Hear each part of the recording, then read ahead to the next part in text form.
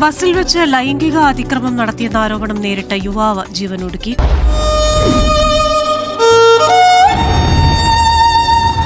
ബസിലെ video ദൃശ്യങ്ങൾ സമൂഹമാധ്യമങ്ങളിൽ പ്രചരിച്ചിരുന്നു. അപ്പൊ കാണുകയും ചെയ്തു. ഇനിയിപ്പോ സംശയം വേണ്ട, ഇവിടെയുള്ള എല്ലാവർക്കും എന്താ പറയാ. ആ പെൺകുട്ടി പുതിയൊരു വീഡിയോ ഇട്ടിക്കണ്. പക്ഷെ നമ്മുടെ കയ്യബദ്ധം കൊണ്ട് നഷ്ടപ്പെട്ടു പോയ ഒരു ജീവൻ തിരിച്ചു നൽകാൻ നമുക്ക് സാധിക്കുമോ?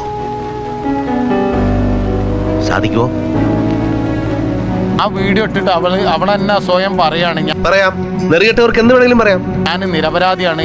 അത് വേറെ ആരെങ്കിലും ആയിരിക്കും, ഡാഡിക്ക് തെറ്റിയതാ. ജയിക്കാൻ വേണ്ടി സ്വന്തം കുറ്റങ്ങൾ പോലും മറ്റുള്ളവരുടെ തലയിൽ കെട്ടിവെക്കും. ഇതിങ്ങനെ ഞരമ്പ് രോഗികൾക്ക് ഇങ്ങനെ അസോസിയേഷൻ ഉണ്ടോ? അങ്ങനെ ആദ്യം നീ പഠിക്കണം വേണ്ടി മാന്യത മര്യാദ മാനേഴ്സ് ഒക്കെ. ഇത് നിർത്തലാക്കണോ? ഇത് ഇങ്ങനത്തെ ഈ പ്രശ്നങ്ങൾ ഇനി ഉണ്ടാവാൻ പാടില്ല.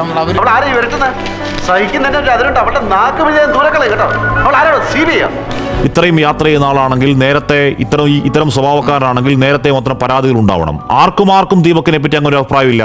ആർക്കും ദീപകിന് എന്തെങ്കിലും മോശം അഭിപ്രായമില്ല. അവനെന്തൊക്കെയോ പ്രയാസം ഉണ്ടായിരുന്നു, അതെനിക്ക് അന്നും അറിയൂ, ഇന്നും അറിയൂ.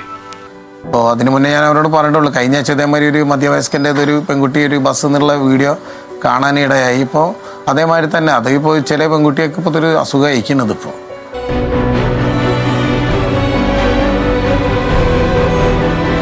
ഇപ്പോഴത്തെ പെൺകുട്ടികളുടെ ട്രെൻഡാണ്. പെൺകുട്ടികൾ നല്ല ആൺകുട്ടിയൊക്കെ ഉണ്ട് ഇത്തരം പ്രവണതകൾ.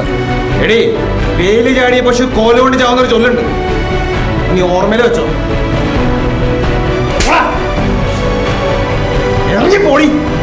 എന്തെങ്കിലും ഒരു അല്ലല്ല, ആ പ്രവണത നമുക്ക് അംഗീകരിച്ചു കൊടുക്കാൻ പറ്റില്ല.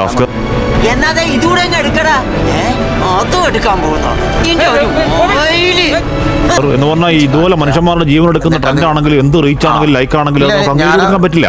ഇത്രയേറെ വെല്ലുവിളികൾ നേരിടുന്ന ഒരു കാലഘട്ടം ഇതിനു മുമ്പ് ഉണ്ടായിട്ടില്ല.